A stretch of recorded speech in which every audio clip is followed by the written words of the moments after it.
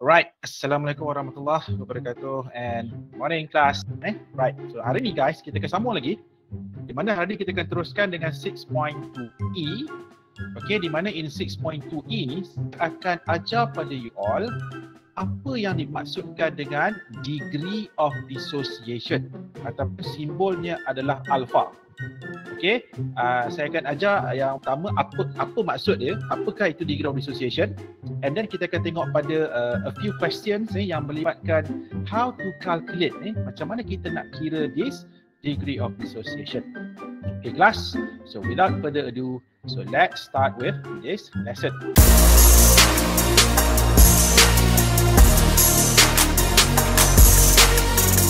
Okay, first thing, class, kita pergi kepada alpha tu sendiri. Apa sebenarnya yang dimaksudkan dengan degree of dissociation? Okay, so before saya teruskan dengan the definition of degree of dissociation ni, suka saya nak bawa all of you, kita tengok satu case. Satu case ataupun satu contoh equilibrium system. Dan macam biasalah, saya akan gunakan equilibrium system yang paling common yang biasa, yang selalu sangat digunakan sebagai contoh. Inilah dia.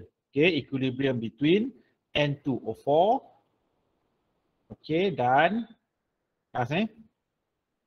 nitrogen dioxide. Okay, kelas. Okay, right. So katakanlah kita ada this system. Okay, we have this system. Contohnya kita ada satu container kan. Kita satu container, close container. So apa kita buat? Initially kita masukkan N2O4 kan. Kita masukkan N2O4 into this container. Dan you guys pun dah diajar sebelum ni kan. What will happen to N2O4? So this N2O4 akan decomposes ataupun dia akan dissociates. Dia akan terurai lah ataupun kita sebut sebagai decomposition or dissociation. Okay, dan kita tahu dissociation or decomposition of this N2O4, dia akan produce apa kelas? Dia akan hasilkan NO2. So apa berlaku dalam this container? Mula-mula dalam ni tak ada NO2 kan? Tetapi once this N2O4 starts to decompose, maka terhasillah this nitrogen dioxide. Okay kelas, cuma sekarang ni kita tahu N2O4 ni bukan semua N2O4 akan decompose jadi NO2. Akan ada some of this N2O4 yang kita katakan dia akan remain undissociated ataupun dia akan tidak mengalami decomposition. Jadi sekarang ni kan kita tahu ada some of this N2O4 akan jadi NO2 kan. Tapi tak semua tau. Tak semua yang tukar jadi NO2. Persoalannya sekarang kita nak tahu berapa banyak N2O4 ini yang decompose jadi NO2 sehinggalah sistem itu capai equilibrium. Okay kelas. Jadi sekarang ni yang dikatakan kuantiti tu ataupun yang dikatakan berapa banyak N2O4 yang decompose itu guys, actually kita boleh kira. Yes guys, kita boleh kira benda ni.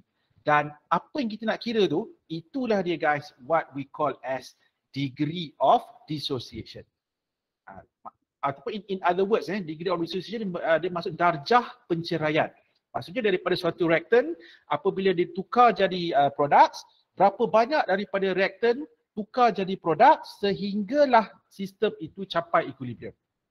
Okay kelas So that is what we call as degree of dissociation. So kalau kita tengok daripada definition, saya padam dulu. Okay, so if you look at the definition, so apakah itu degree of dissociation? Class, inilah dia. Degree of dissociation ataupun kita gunakan simbol alpha adalah equals to changes in concentration of reactant. Okay, perubahan ataupun delta tu, delta concentration kan, changes in concentration of reactant divide by initial concentration of reactant. Plus. So inilah cara untuk kita nak calculate alpha ataupun degree of dissociation. Okay, ini alpha. Ataupun plus, let's say kita juga daripada degree of dissociation ni, actually kita juga boleh kira percentage of dissociation. Kalau nilai alpha, kelasnya alpha dia punya value akan jadi less than 1. Tetapi kalau kita boleh convert sebenarnya daripada alpha ni, we can convert into percentage. So kalau kita convert into percentage, dia akan tukar jadi percentage of dissociation, peratus penceraian ataupun peratus percentage of decomposition ataupun percentage of dissociation. So macam mana nak dapatkan percentage of dissociation? Senang saja guys. Change in concentration of reactant divide by initial concentration of reactant darabkan dengan 100%. Dan kita tahu kan ini apa ni? What is this? Guys, bukankah ini adalah alpha kan? Jadi maksudnya nak kira percentage of dissociation, it is equals to alpha times 100%. Jadi kita akan dapat kira. Contohnya dalam kes N2O4 dengan NO2 tadi kan. Jadi so sekiranya kalau kita dapat kira this percentage of dissociation of N2O4, so daripada situ kita boleh tahu at equilibrium, kan, at equilibrium how many percent, berapa peratus of N2O4 has been decomposed into NO2 sehingga reaction capai equilibrium. Itu dimaksudkan dengan percentage of dissociation. It is about the percentage. Berapa peratus reaktan yang ditukar jadi produk sehingga capai equilibrium. Okay, tapi kalau alpha dia adalah darjah. Dia adalah degree of dissociation. Okay guys, tak apa. Let's look at a few questions and macam biasalah saya akan terus gunakan your tutorial question.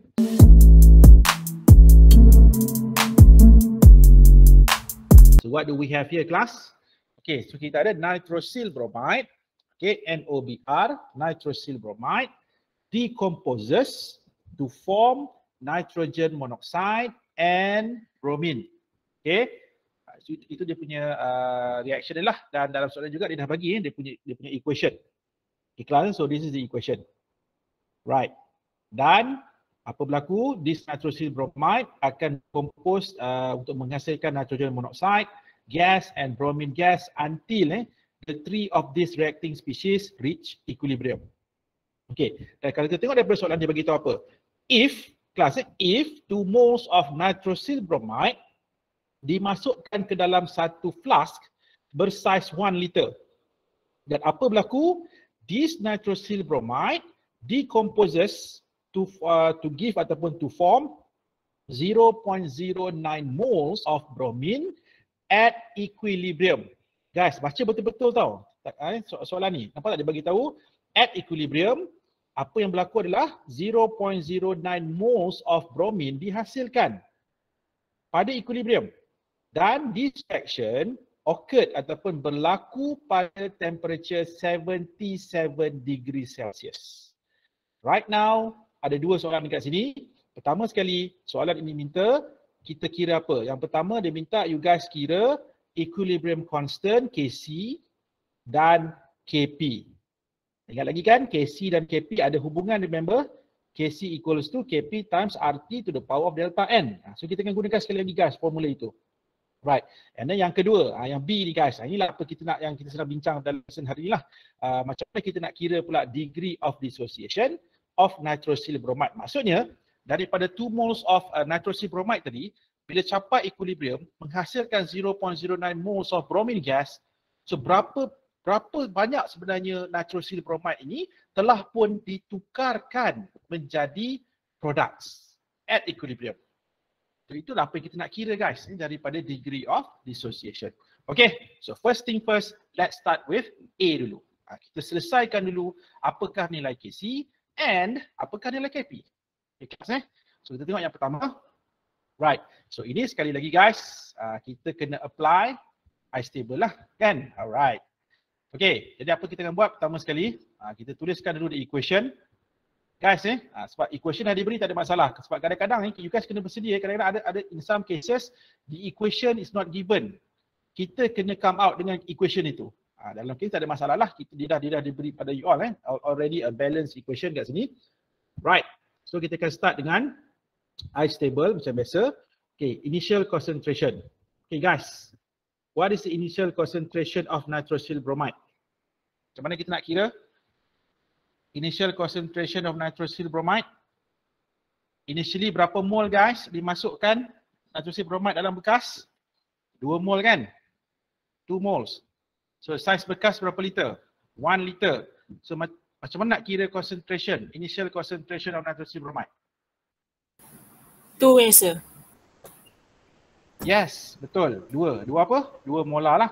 Okay, macam mana dapat 2 molar tadi? Molarity, macam dapat molarity 2 molar? Yes, correct. 2/1 tu maksudnya 2 moles divide dengan 1 liter kan, sebab bekas itu bersaiz 1 liter. Jadi maksud tak ada masalah lah, maksudnya kita boleh terus kira je. Maksud 2 moles divide by 1 liter, so kita akan dapat the concentration, the concentration of nitrosyl bromide initial concentration is 0. Initial concentration is 2.0 ataupun 2 molar. Okay, so once kita dah calculate ni kelas so apa kita akan buat, so this value 2 molar ni kita akan masukkan dalam ice table ni. Maksudnya that initial concentration of nitrosyl bromide adalah 2 molar. Okay, saya nak tanya, how about the initial concentration of nitrogen monoxide dan juga initial concentration of bromine? Apa nilai kepekatan kedua-dua gas tu? Nitrogen monoxide dan bromine. Tak ada. Tak ada. Kenapa tak ada? Semangat tu. Tak ada. Kenapa tak ada? Apa yang sebab tak ada? Dia produk. Sebab dia produk. Yelah, saya tahu lah sebab dia produk. Tapi kenapa initially dia kosong? Nitrosyl bromide belum react lagi. Yes, betul. Apa saya betulkan sikit ni, bukan nitrosyl bromide belum react, tetapi nitrosyl bromide belum decompose. Belum dissociate. Dia macam itu kelas. Saya tahu kadang-kadang kita selalu akan tersalah guna perkataan tau. Contohnya kita katakan sebab nitrosyl bromide belum react. So kita sebenarnya kalau ikut pada konteks penggunaan perkataan, kalau you guys kata nitrosyl bromide belum react, sebenarnya tak tepat tau. Sebab nitrosyl bromide ada satu je reaktan dalam tu.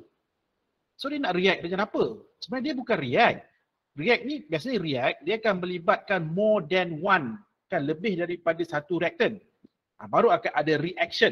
Tapi dalam kes ini, the correct word yang kita akan gunakan bukan react sebenarnya. Actually kita kata because nitrosyl bromide belum lagi dissociate, belum lagi decompose. Sebab satu reaktan saja kelas. Maksudnya nitrosyl bromide itu belum terurai, belum tercerai, belum apa lagi, apa perkataan sesuai, belum terpisah. Nampak tak? So that's why in this context, maksudnya the correct word that we need to use is not belum react, tetapi belum terurai, belum decompose ataupun belum dissociate. Okay kelas Okay, so kita sama-samalah belajar daripada benda ni kan. So kita betulkan perkataan yang kita gunakan tu. So in this case betul lah, maksudnya kenapa nitrogen monoxide, kenapa bromine gas belum lagi ada di dalam bekas itu, sebab nitrosyl bromide belum lagi decompose. Kan, sebab tu dalam kes ini kita akan dapati both of these two gases, nitrogen monoxide and bromine gas adalah zero dia punya concentration. Because the process of decomposition belum berlaku lagi. Dia macam kita lah kan, kadang kita niat, kalau kita niat nak buat sesuatu, kita tak buat lagi kan, baru niat nak buat, tak buat lagi. Katalah hari ni aku niat nak makan KFC. Kan, niat nak makan KFC. Tapi KFC tu tak buka lagi waktu ni kan, belum buka lagi kan, maksudnya itu maksudnya niat, maksudnya belum buat lagi, tapi niat tu ada. Macam kes ni lah, maksudnya that's why the two products concentration dia kosong sebab apa, process of decomposition itu belum lagi berlaku. Tetapi apabila nitrosyl bromide mula decompose, mula dissociate, barulah akan berlakunya apa? Berlakunya perubahan ataupun changes in concentration of these two gases, nitrogen monoxide dan juga bromine gas. Sebab apa? Sebab bila nitrosyl bromide mula terurai, mula mengalami proses decomposition ataupun dissociation, nitrogen monoxide dan juga bromine mula produce, mula dihasilkan. Cuma sekarang ni kita tak tahu nitrosyl bromide berkurangan banyak mana, nitrogen monoxide dan bromine bertambah banyak mana. Kita tak tahu perubahan itu banyak mana. So that's why guys, untuk bahagian yang kedua ini, untuk kita nak masukkan dalam ice table ni, untuk changes in concentration, sekarang kita tak tahu lagi nilai dia berapa, perubahan itu. Cuma kita tahu sekarang ni untuk nitrosyl bromide, sebab dia adalah 2 mol dalam equation, so dia akan, dan dia juga adalah reactant, so dia bila dia berlaku decomposition, dia akan berkurangan sebanyak berapa? Berapa X? Plus berapa X? Dekat ruangan ice table ni, kita tulis minus berapa? Minus, come on. Nitrosyl bromide 2 mol kelas. So kalau 2 mol kita akan tulis 2x. Yes, bukan 2x, minus 2x. Minus 2x. Sebab apa minus? Minus sebab reaktan. Kan reaktan ni dia akan berkurangan. Mana dalam reaction reaktan bertambah, reaktan akan berkurangan. Jadi that's why dia akan berkurangan sebanyak, sebenarnya kita tak tahu perubahannya berapa, that's why we are using x. Tapi kenapa kita letak 2 dekat depan? Sebab dekat dalam equation, bilangan mol nitrosil bromide adalah 2 mol. Maksudnya dia punya pengurangan nitrosil bromide dia adalah 2 kali ganda lah maksudnya. Maksudnya sebab dia ada 2 mol. So that's why kita minus 2x. Okay, on the other hand, kalau kita tengok pula on the right side of the equation. So apa kita nampak? Apa akan berlaku pada nitrogen monoxide dan juga bromin? So nitrogen monoxide akan mula bertambah. Dan proses pertambahan nitrogen monoxide sebanyak apa? Plus 2x. Sebab dia 2 mol kan? So plus 2x. So untuk bromin dia 1 mol, kita letak plus x. Okay, nampak tak guys? Ini dikatakan changes in concentration. Perubahan kepekatan. Okay, seterusnya. Sampai bila perubahan yang akan berlaku? Kelas, sampai bila? Sampai bila? Adakah sampai bila-bila? Sampai bila ni? Cepat. Perubahan yang akan berlaku sampai bila? Come on. Sehingga reaction capai apa? Reach. Kelas. Ingat lagi tak graf tu? Kan kita tahu reaktan akan berkurangan, dia punya concentration berkurangan, and then bila sampai pada satu masa, apa jadi pada kepekatan reaktan? Akan jadi constant. Sama juga dengan produk, mula-mula kosong. Lepas tu produk akan mula bertambah kan, sampailah pada satu masa kepekatan produk akan jadi constant. When the two concentrations ini jadi constant, kita kata apa? Reaction dah capai apa? Capai apa? Guys, tajuk besar chapter 6 ni apa? Dah capai apa? Equilibrium. Dah capai equilibrium. Yes, betul. Dah capai equilibrium.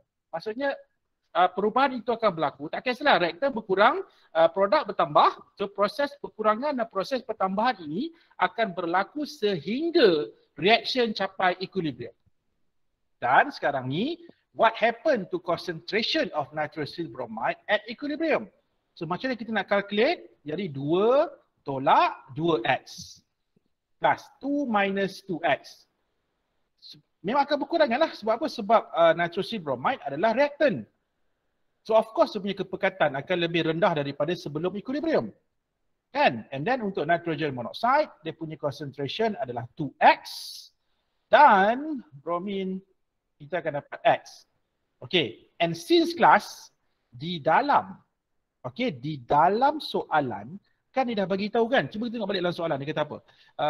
Mana soalan tadi? If 2 moles of nitrosyl bromide in a 1 liter flask decomposes to give 0.09 mole of bromine gas at equilibrium. Nampak tak? Dia dah bagi dah bilangan mole bromine pada equilibrium. Cuma sekarang ni dalam ice table kita menggunakan concentration. Jadi sekarang macam kita bolehlah kira X sebenarnya sebab kita dah tahu dah mole of bromine itu berapa. So that's why kita buat kat sini. So X ni equals to 0.09 mole which is the mole of bromine at equilibrium given in the question, bahagikan dengan 1 liter. Sebab apa? Sebab flask kita ni bersaiz 1 liter. So senang je lah kan. Ini takkan juga tekan kalkulator pula 0.09 bahagi 1 kan. Jawapannya adalah 0.09. Jadi sekarang kita tahu the concentration of bromine at equilibrium adalah 0.09 molar. And at the same time class, this 0.09 value ini juga mewakili value of X. So kalau X equals to 0.09, so 2X berapa? 2X kita akan dapat 2 darab 0.09 which is 0.18. Nampak tak kelas? Okay. Dan boleh tak kita kira kepekatan nitrosyl bromide at equilibrium? Kan 3 lah. So 2 minus 2x. So since x adalah 0.09, so you guys solve for this. So kita akan dapat this is the concentration of nitrosyl bromide at equilibrium. Okay guys, sebelum saya teruskan okay, cuba kita tengok. Nampak tak nitrosyl bromide? Nampak asalnya kepekatan 2 molar kan? Tapi selepas berlaku decomposition sehinggalah reaction itu capai equilibrium, nampak tak kelas apa jadi pada kepekatan nitrosyl bromide?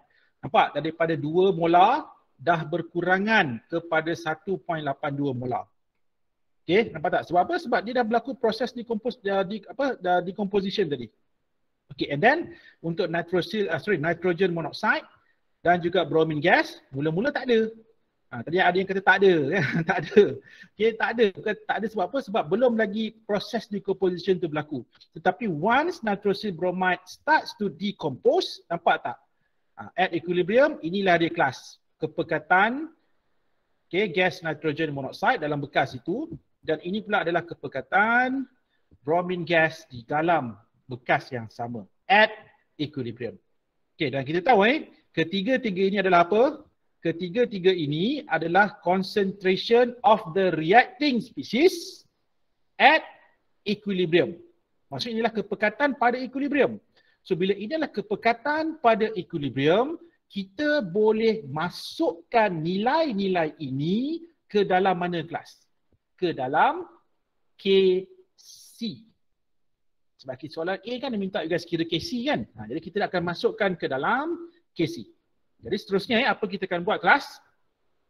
Right, so since kita dah tahu sekarang ni, inilah kepekatan nitrosyl bromide at equilibrium, kepekatan bromine gas at equilibrium, kepekatan nitrogen monoxide at equilibrium. And from these 3 equilibrium concentrations, kita akan masukkan ke dalam KC. So dalam KC kelas. Ingat lagi penulisan KC? Kita dah bincang sebelum ni kan. Jadi you guys dah tahu dah ni macam mana nak menulis KC. So inilah KC expression untuk this system ataupun untuk this reaction. Right, seterusnya masukkanlah kelas. Kira ni dapat berapa? Gantikan je kira. 8.803 times 10 to the power of -4. Okay, right. So kita tengok betul tak? Yang lain macam mana? Do you guys agree with the answer? Setuju Agree, ke? sir. Yes, sir. Ini semua apa? Sebulat suara lah ni kan? Keputusan sebulat suara telah decide bahawa nilai KC that you guys should get adalah, betul tak? Sama tak dengan apa yang you guys jawab tadi? Okay, betul lah. Cuma dekat sini saya dah bundarkan kepada 8.8. Guys, inilah dia, nilai dia. You guys akan dapat. So this is the value of KC of this system, which is 8.8 times 10 to the power of -4. Okay, kelas Right, seterusnya. Tak habis lagi belum habis lagi soalan A ni. Because soalan A dia bukan setakat you guys, minta you guys kira KC, tetapi dia juga minta kita tentukan the value of KP. Tapi kan previously dalam lesson yang sebelum ini kita you guys dah diajar kan antara KC dan KP kan ada hubungan. Apa hubungan antara KC dan KP? Ingat lagi the formula? Guys, KP equals to KC times RT to the power of delta N. So this is the formula yang menunjukkan hubungan di antara KC dan KP. Right, so inilah dia. Kita akan gunakan sekali lagi guys this equation.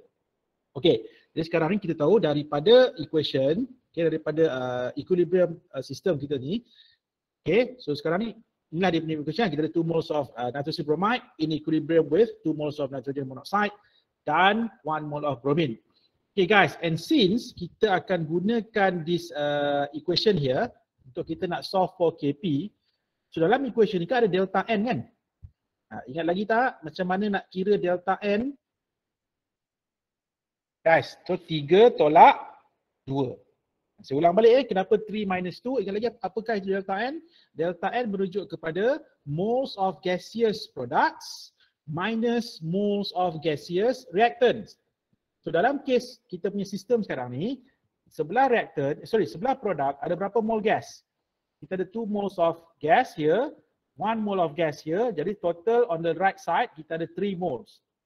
Nampak tak? Kita 3 moles of gas. Ingat dia mesti gas Solid, liquid tak kira tau. Solid, liquid, aqueous are not counted. Hanya gases saja guys. Gaseous products, gaseous reactants. Okay, and then on the left side of this equation, kita ada 2 moles of gas. Nampak tak? Jadi 3 mol tolak 2 mol, so kita akan dapat delta N equals to 1. So apa kita buat seterusnya guys? Kita masukkan dalam this equation tadi. So Kp equals to Kc times RT to the power of delta N. Okay guys, sekali lagi, saya dah tak ingat untuk kali keberapa dah saya cakap benda ni. Ingat, temperature mesti dalam Kelvin. Why? Because kan saya dah tunjukkan kan macam mana kita dapat equation ni kan sebelum ni. So temperature tu sebenarnya kita dapat daripada other gas equation. Sebab dalam case ni, since dia punya root dia daripada other gas equation, dan you guys pun dah diajar sebelum ni, dalam other gas equation, temperature must be in Kelvin. Kan? So that's why dalam case ni juga, ingat guys, temperature must be in Kelvin. So the given temperature dalam soalan berapa? 77 kan, degree Celsius. So we need to convert it into Kelvin. And then baru you guys masukkan dalam this equation. Okay, and then kita solve for this class. Since Kc kita dah tahu. Apa? Macam mana tahu? Kan dah kira tadi? Ni. Takut tiba-tiba lah kan, mana lah tahu tiba-tiba ada tertanya, sir mana dah saya tahu nilai Kc? Guys, kan kita dah kira kat atas ni. Inilah dia. Ni kan sistem yang sama kelas. Sistem yang sama maksudnya nilai Kc yang sama lah kita akan gunakan. Okay, jadi kita akan masukkan 8.8 times 10 to the power of negative 4 here. And then R, gas constant, temperature, Kelvin tadi kan, tukar kepada Kelvin. And then delta N, mana delta N? Ini. Delta N is 1. So you guys substitute all of these values into this equation. Kan? And then selesaikan. Okay, saya bagi jawapan je lah saya bagi jawapan. Okay, so bila you guys calculate this, the answer that you guys should get should be inilah dia, 0.025. Okay, kita dah done. Kita dah done dengan question 10A. So now let's move on to question 10B class. Kita pergi pada 10B. 10B ni lah apa yang saya ajar pada awal-awal tadi kan. Di mana soalan 10B ni, dia minta you guys calculate ataupun kira degree of dissociation of nitrosyl bromide. Okay, so kalau kita tengok tadi kan, nitrosyl bromide, kepekatan asal dia berapa? Bila kita kira tadi, initial concentration of nitrosyl bromide, kepekatan asal adalah 2 molar kan? 2 molar. Tetapi selepas berlaku decomposition, sehinggalah tercapainya equilibrium, apa jadi pada kepekatan nitrosyl bromide? Dia dah berkurangan daripada 2 molar, dia dah tukar jadi 1.82 molar. Maksudnya apa kelas? Maksudnya sebanyak berapa molar dah hilang. Jadi 2 tolak 1.82 kita akan ada lebih kurang dalam 0.18 kan. 0.18 molar nitrosyl bromide dah berkurangan. Sebab apa berkurangan? Sebab yang hilang itu telah pun ditukarkan menjadi bromin, menjadi nitrogen monoxide. Cuma pokok persoalannya di sini adalah berapa banyak in terms of dissociation itu. Berapa banyak yang tercerai, berapa banyak yang decompose. So itulah di kelas kita nak kira tu. So that's why dalam soalan B ni, apa yang kita nak kira adalah degree of dissociation, darjah penceraian alpha. Di mana kita dah bincang tadi kan, apa itu degree of dissociation? Ialah suatu nilai yang menunjukkan how much, berapa banyak daripada a portion of the reactant telah pun mengalami proses dissociation ataupun decomposition untuk menghasilkan produk. Ataupun dalam kes soalan nombor 10 ni, berapa banyak nitrosyl bromide tadi telah ditukarkan menjadi bromin dan nitrogen monoxide at equilibrium. Okay kelas, so itulah dia degree of dissociation. So right now apa dia punya formula tadi? Nak kira degree of dissociation, changes in concentration of nitrosyl bromide dan perubahan, and then bahagikan dengan berapa? Bahagikan dengan initial concentration of nitrosyl bromide. Okay, so right now berapa kelas? Nilai changes in concentration of nitrosyl bromide. Bukankah nilai dia 2x? Okay. Okay ke? Tahu tak macam dapat 2x ni? Guys, daripada ice table tadi. Kan daripada ice table tadi, nampak tak? Changes in concentration of nitrosyl bromide kan 2x. You guys jangan masukkan negatif tu. Tak. Jangan masukkan tanda minus sign, tak perlu. Kita ambil nilai dia saja, 2x. So 2x tu menunjukkan itulah kuantiti ataupun sejumlah nitrosil bromide yang berkurangan ataupun yang ditukar menjadi produk, yang ditukar menjadi nitrogen monoxide dan bromin. So kita masukkan 2x. Okay, and then initial concentration of nitrosil bromide berapa?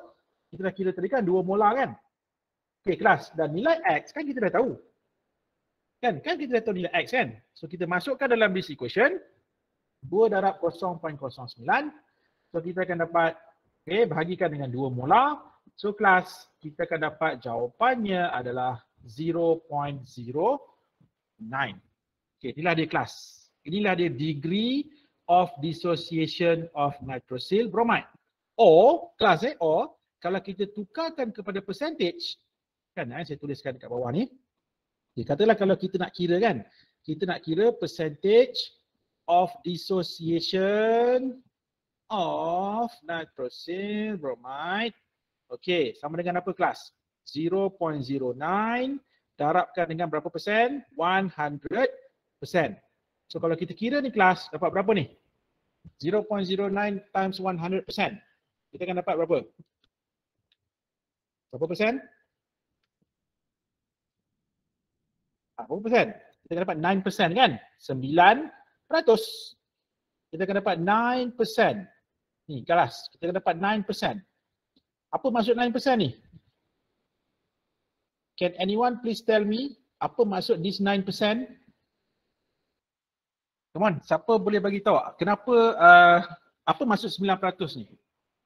Siapa boleh jawab soalan ni? Saya akan nobatkan anugerah pelajar awesome of the day. Pelajar yang paling awesome untuk hari ni. Cepat. Siapa boleh bagi tahu ke saya? Apa maksud 9% ini? 9%. 9% daripada initial concentration dah decompose. Dah apa? Decompose. Okay. Right. So kalau daripada 100% markah saya bagi berapa 80% lah. Apa 80% still A kan? Okay, still A. Okay, masih lagi A. Okey lah, betul lah tu betul siapa jawab tadi? Azudin Azudin ke yang jawab tadi? Azudin? Siapa jawab tadi Saya tak sempat tengok nama. Oh, tak nak bagi. Azudin Okey, good. Ikhlas? Nah, Azudin lah. Hari ni saya nobatkan, hari seorang Azudin adalah pelajar paling awesome untuk hari ni. Jadi jangan okey, inilah saya bagi anugerah dekat Azudin. Okay, thank you Azudin. Okay, terbaik Azudin. Okay, walaupun taklah 100% tepat jawapan itu, tapi we get the idea. Maksudnya you guys dah nampak idea itu. Betul lah. Jadi sekarang ni, apa maksud 9% ni sebenarnya kan? So 9% ini menunjukkan sebanyak 9% daripada nitrosil bromide telah ditukarkan kepada bromin dan nitrogen monoxide pada equilibrium. 9% je guys. Maksudnya at equilibrium, kalau kita tengok kan, at equilibrium hanya 9% sahaja nitrosil bromide yang decompose. So ini menunjukkan apa? Menunjukkan ada 91% nitrosil bromide yang masih belum decompose jadi bromin dan nitrogen monoxide. Sebab itu guys, kalau kita tengok kan, cuba you guys tengok nilai Kc kita berapa. Nilai Kc 8.8 kali 10 negatif 4. Menunjukkan apa kelas? Menunjukkan nilai Kc sangat kecil. Kan kita dah bincang sebelum ni kan? Kenapa nilai Kc kecil? Nilai Kc kecil menunjukkan apa? Menunjukkan at equilibrium, kepekatan reaktan itu tinggi, kepekatan produk itu rendah. Dan ini telah terbukti guys. Telah terbukti daripada 9% yang juga sekira tu. Betul tak? Hanya 9% saja. So that's why nilai Kc adalah kecil. Tapi kalau nilai Kc itu besar, that is a different story. Okay? So itulah dia kelas. Apa yang dimaksudkan dengan degree of dissociation ataupun percentage of dissociation. Okay. So I hope dengan apa yang kita bincangkan ini, you guys dapat grab lah, you guys dapat memahami apa sebenarnya di sebalik apa yang kita sedang kira sekarang ni, degree of dissociation. Okay, so now let's move on to the next question.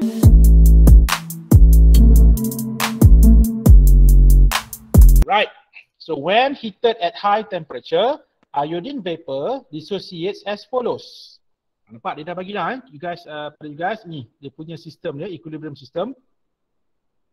Okay, and then in one experiment, a chemist found that when 0.054 moles of iodine was placed in a flask of 0.48 liters. Okay guys, ini apa ni? So ini adalah initial mole. Okay, initial mole. Okay, and then, okay guys, kali ni soalan ini dia dah bagi apa tahu? Dia dah bagi the degree of dissociation. Alpha. Alpha is already given. Soalannya sekarang, kira Kc, kira Kp. Okay, so how to solve for this question? Right, so firstly, macam biasalah, apa kita akan buat Okay, kita akan construct ice table. This is the system. Okay, jadi mula-mula sekali kelas, kita akan kira apa tahu? Kita akan kira dulu initial concentration of iodine. Since iodine dimasukkan dalam bekas tu kan, so kita akan kira dulu dia punya initial concentration. Since kita dah diberi apa? Kita dah diberi initial mole. Okay, so bahagikan dengan volume bekas. Jadi volume bekas adalah 0.48 liters. So 0.054 moles divided by 0.48 liters. And you guys should get this. 0.1125. And sekali lagi, untuk iodine, gaseous iodine atom, ni kelas yang I atom ni, ini I molecule I2. Okay, untuk gaseous iodine atoms ni, initially the concentrations adalah 0. Kenapa? Sebab I2 belum lagi decompose. Kan, belum lagi decompose. Okay, and then once the process starts to berlaku, ataupun once the decomposition started, bermula, barulah akan ada changes kan, di mana iodine molecule, gaseous iodine molecule akan berkurangan sebanyak X. Okay, berkurangan sebanyak X. Sebab apa berkurangan sebanyak X? Sebab dia 1 mole. Okay, dan iodine atom, gaseous iodine atom akan mula bertambah sebanyak 2X. Dan sampai bila ini akan berlaku, proses perubahan ini akan keeps on going until the two of this reach equilibrium. And at equilibrium guys, so inilah dia kepekatan iodine molecule. So 0.1125 minus X. Dan untuk iodine atom, gaseous iodine atom, so this is the concentration of gaseous iodine atom at equilibrium, which is 2X. Okay guys, so this is the ice table. Okay, inilah ice table dia. Okay, seterusnya. Okay, kalau guys perasan dalam soalan, dia dah bagi apa lagi? Dia dah bagi degree of dissociation kan? Dia dah bagi degree of dissociation. Dan sekarang kita tahu apa formula nak kira degree of dissociation untuk iodine molecule alpha ni. Dia sama dengan changes in concentration of iodine molecule bahagikan dengan initial concentration of iodine. Okay, changes ni mana? Changes ni berapa? X. Nampak tak? Changes adalah X. Initial concentration 0.1125. And since guys, since alpha is already given in the question 0.0252, so therefore guys ni kita tahu kan ini nilainya adalah X. Ni perubahan kan? Perubahan kepekatan iodine. Okay, dan initial dia mana? Initial dia ni 0.1125. Dan kita gantikan dalam this equation, kita akan dapati macam ni lah. So daripada sini guys, kita boleh kira apa?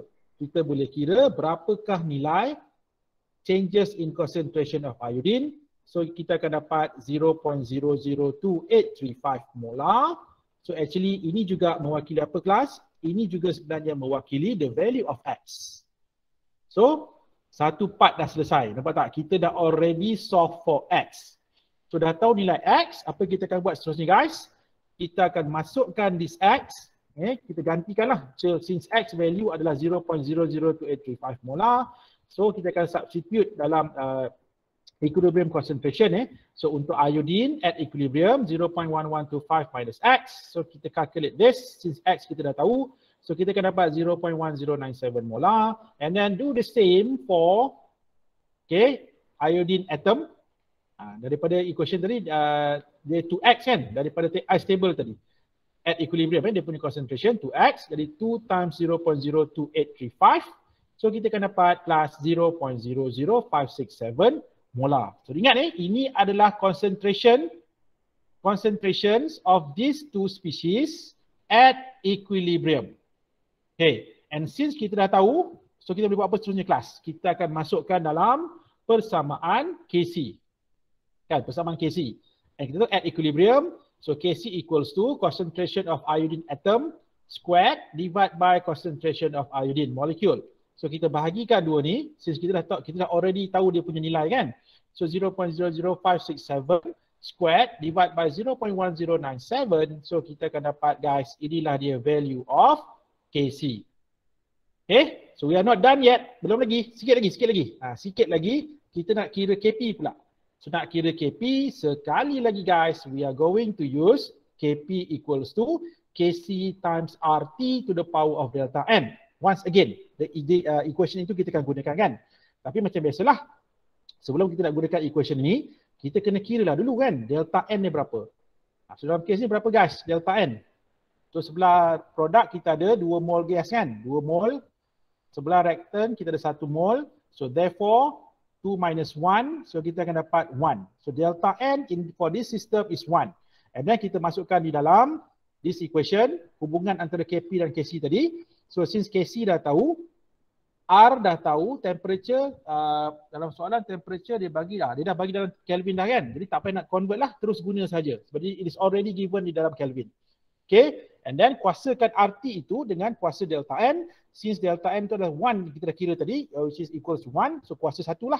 Guys, solve for this. You guys akan dapat jawapannya apa? Dah kira dah. Dapat tak jawapan ni kelas? 0.0141. Did you manage to get this answer? Yes, sir. Nurin, dapat ke? Dapat tak 0.0141? Dapat, betul? Okay, so kalau dapat, itulah dia guys jawapan dia. Okay, 0.0141. Nampak tak? So kita dah kira Kc, kita dah kira Kp. Cuma dalam soalan 11 ni, dia berbeza dengan soalan nombor 10. Soalan nombor 10 tadi, previous question number 10 tadi, kita diminta untuk kira degree of dissociation. Tapi dalam soalan ini, degree of dissociation is already given. So ni dia just benda yang sama, cuma konteks cara dia tanyakan soalan itu yang berbeza. Tapi daripada segi content ni sama je kelas. Still kita apply the concept of degree of dissociation ataupun alpha. Okay kelas, so kita dah sampai kepada penghujung lesson kita pada hari ini. Alright kelas, so in the next lesson nanti kita akan sambung dengan 6.2F. Okay, 6.2F, di mana dalam this 6.2F saya akan terangkan pada you all apa yang dimaksudkan dengan reaction quotient Q.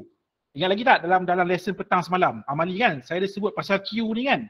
Q sama dengan K, Q tak sama dengan K. Ingat lagi? Semalam? Siapa yang join kelas semalam dia mesti masih ingat lagi benda ni. Okey, dan saya akan terangkan dengan lebih detail lah dalam next lesson nanti apa yang dimaksudkan dengan Q dan macam mana kita gunakan nilai Q ini untuk kita nak predict. Predict apa? Macam ni tau kelas. Katakanlah kita diberi satu concentration tau. Concentration, katakanlah A banyak ni, B banyak ni, C banyak ni. Jadi macam mana kita nak tahu kalau kita campur ketiga-tiga gas tu dah capai equilibrium ke belum? Dah equilibrium ke belum? Okay, so macam mana cara dia? Kita akan compare nilai Q dengan K. Jadi untuk lesson yang seterusnya ini, so inilah dia guys apa yang kita akan bincangkan dalam lesson yang akan datang. Okay, jadi untuk lesson yang inilah yang saya akan bincangkan ini, kita akan sambung dalam your next tutorial. Okay kelas Jadi itu saja untuk daripada saya untuk hari ini. Dan terima kasih semua. Terima kasih yang participate. Terima kasih yang join this lesson. Okay, macam biasa you guys are awesome as usual. Walaupun hari ini Azuddin tadi dapat anugerah tu, dia lebih awesome daripada yang lain lah. Tapi yang lain semua tetap awesome juga kan. Okay, so kita jumpa lagi guys. Assalamualaikum warahmatullahi wabarakatuh. Have a nice day. Bye.